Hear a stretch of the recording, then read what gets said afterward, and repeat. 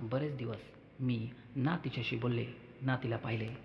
इन्स्पेक्टरने ते विधान लक्षात घेतलं आणि ते निघून गेले. त्यावेळेस आमच्या दाराबाहेर लोकांनी गर्दी केली होती. इन्स्पेक्टर साहेब सोफ्यावरून उठतात. दारात थांबलेले लोक इकडे तिकडे पांगले. त्यानंतर दुपार झाली, पण रजनीचा काहीच पत्ता लागला नव्हता. आणि हळूहळू ही घटना जशी जशी पसरली होती तशीच ती थांबली गेली. खबर मिळताच रजनीची आई ही आली होती. पण सुशीलाबाईंनी रजनीवर इतके आरोप केले होते की बिचारी रजनीची आई रडतच माघारी गेली. नुकतीच थंडीची सुरुवात झाली होती आणि अचानक आम्हाला कानपूरला जावं लागलं. तेव्हा माझ्या मुलीच्या पित्ताशयाचे ऑपरेशन झाले होते.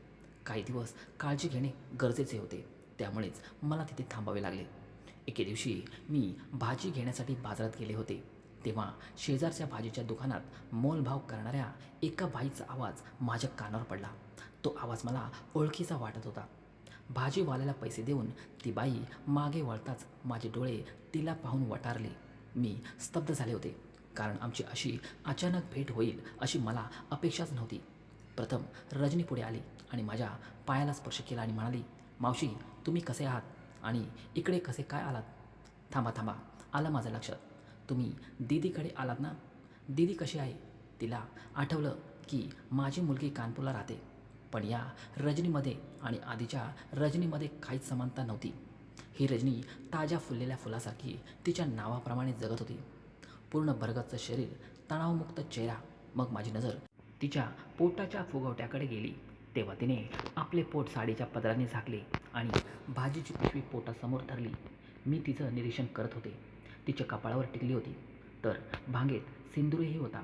ते पाहून मी विचार करू लागले की लोक बरोबर बोलत होते की ती कोणासोबत तरी तोंड काळे करून पळून गेली. तेव्हा मी विचार केला की बिचारीची शर्माजीच्या नरकातून सुटका झाली. या विचाराने मी समाधानी होते. पण आज तिला विवाहित स्त्रीसारखे नटलेले पाहून माझे मन किळसाने भरले होते. तिची माझ्या मनात स्थिरावलेली ती सुंदर प्रतिमा कुठेतरी हरवून गेली होती. माझे मन दुखावले गेले होते. माझ्या चेहऱ्याचे भाव वाचून तिने माझा हात धरला आणि मला बाजूला घेऊन मला म्हणाली, "मावशी, इतरांप्रमाणे तुम्हीही मला कलंकित समजत आहात ना? मला इतरांची पर्वा नाही, पण जर तुम्हीसुद्धा माझा चुकीचा गैरसमज करून घेत असाल तर मला खूप वेदना होतील. मी असे पाऊल का उचलले हे मी तुम्हाला सांगितल्याशिवाय जाऊ देणार नाही." मी यंत्राप्रमाणे तिच्याबरोबर चालत होते, जसे काय मी स्वप्नच पाहत आहे. माझ्या तोंडातून शब्दच निघत नव्हते. अनेक महिने मनात दडलेल्या प्रश्नांची उत्तरे मिळवण्यासाठी पुस्तक त्या माझ्या मनात दाटून आले होते. मी माझ्या मुलीला फोन करून सांगितले की मला घरी यायला थोडा उशीर होईल. त्यानंतर आम्ही जवळच असलेल्या पार्कच्या बाकावर बसलो. "मावशी, तुम्ही माझ्यावर नाराज आहात ना?" यावर मी तिला शांत स्वरात म्हणाले. माझा या गोष्टींवर अजिबात विश्वास बसला नव्हता की लोक म्हणत होते तू कुणासोबत तरी पळून गेली आहेस.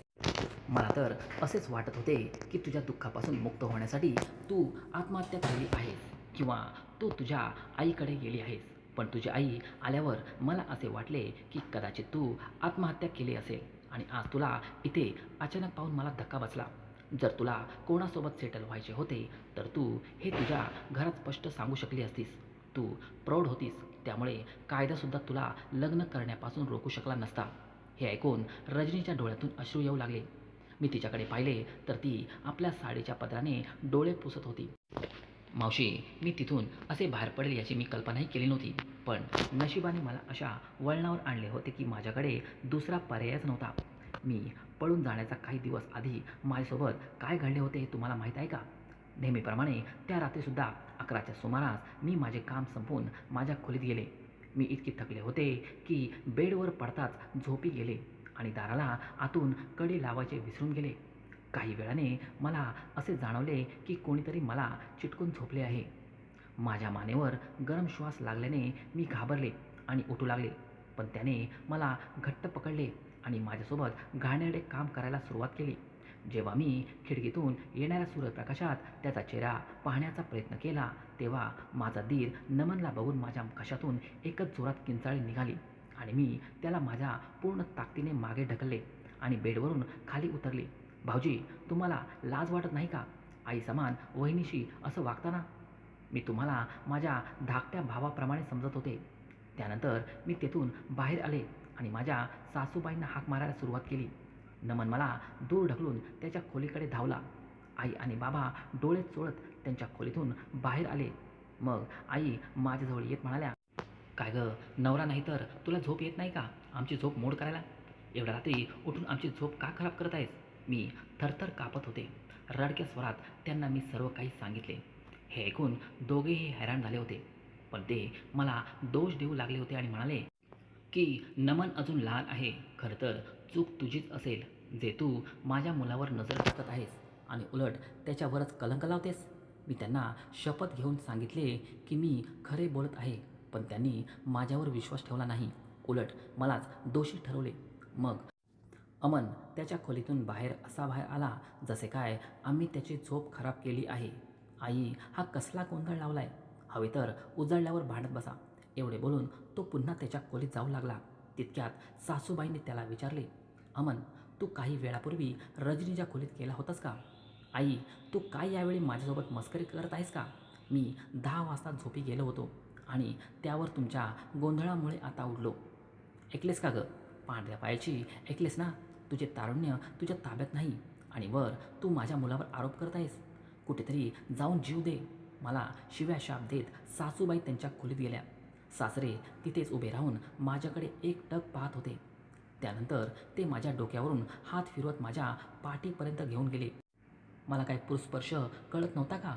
आणि दुसरी गोष्ट म्हणजे तो स्पर्श वडिलांच्या प्रेमळ मायेचा नव्हता, तर तो स्पर्श घृणास्पद भावनेचा होता, जो त्यांचा हात माझ्या कमरेवर एखाद्या सापाप्रमाणे रेंगाळत होता. मी मागे सरकले आणि माझ्या खोलीत जाऊन पटकन आतून कडी लावली आणि बेडवर पडून खूप रडली. ते घर आता मला एखाद्या जेलप्रमाणे वाटत होते, जिथे रक्षकच भक्षक बनले होते. त्यानंतर सकाळी मी लवकर घरातील कामे उरकून ऑफिसला निघाले. घरातील तणावपूर्ण वातावरण मला आतून खाऊ लागले होते. जेव्हा मी सुरुवातीला ऑफिस जॉईन केले होते, तेव्हा मला काम समजावून सांगण्यासाठी माझ्याजवळ एका सिनियर क्लार्कची ड्युटी लावली होती. ते खूप शांत स्वभावाचे व्यक्ती होते. त्यांचे वय अंदाजे 35 वर्षाच्या आसपास असेल. माझ्या कामात जेव्हा जेव्हा मला काही अडचणी यायच्या, तेव्हा ते माझी मदत करायचे. त्या दिवशी मला उदास पाहून आणि माझे लाल डोळे पाहून ते माझ्या टेबलाजवळ आले आणि म्हणाले, तुझी तब्येत ठीक नसेल तर तू सुट्टी घेऊन घरी जाऊ शकतेस. तुझे काम मी सांभाळेन. मी तर घरातून मुद्दाम लवकर आले होते. त्या गुदमरलेल्या वातावरणापासून इथे बरे होते.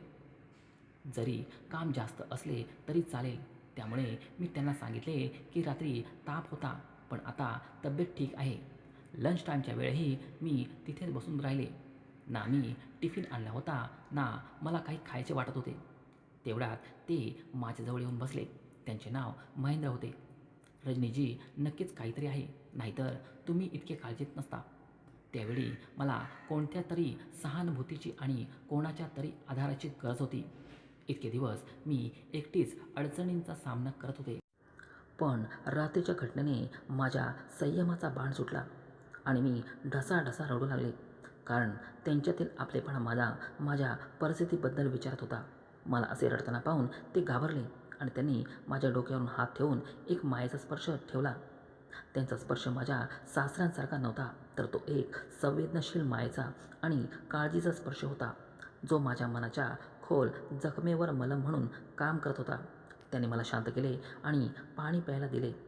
त्यानंतर ते प्रेमाने म्हणाले, माझ्यावर विश्वास असेल तर मला सांगू शकतेस काय प्रॉब्लेम आहे. कदाचित मी तुला काही मदत करू शकेल. मग मी त्यांना रात्रीची सत्य घटना सांगितली. ते ऐकून त्यांच्या चेहऱ्यावर रागाचे भाव उमटले आणि त्यांच्या कपाळावर काळजीच्या रेषा स्पष्ट दिसत होत्या. त्यांनी माझे सांत्वन केले आणि मला निर्भय राहण्यास सांगितले. त्यानंतर त्यांनी एका कागदावर त्यांचा पत्ता आणि फोन नंबर लिहून दिला आणि मला सांगितले की जेव्हा तुला काही मदत लागेल तेव्हा अजिबात संकोच करू नकोस. तू मला या नंबरवर कॉल करू शकतेस. मनातलं ओझे निघून गेल्याने मला थोडेसे हलके वाटत होते. त्यांचे आभार मानून मी वॉशरूममध्ये जाऊन तोंड धुतले आणि पुन्हा मी माझ्या टेबलावर जवळ आले, तर माझ्या टेबलावर 2 सफरचंद होते. महेंद्रजी त्यांच्या टेबलजवळपासून आपला टिफिन खात होते. त्यांनी मला इशारा करत ते सफरचंद खायला सांगितले. त्यामुळे मी त्यांचे बोलणे टाळू शकले नाही आणि ते सफरचंद खाऊ लागले. तेव्हा संध्याकाळी मी घरी पोचले. तेव्हा अंगणात 3 भूतं उपस्थित होते. मित्रांनो, या कथेचा 3रा आणि शेवटचा भाग पुढच्या व्हिडिओमध्ये जरूर ऐका. तोपर्यंत व्हिडिओला लाईक करा आणि चॅनेलला सबस्क्राईब नक्की करा. धन्यवाद.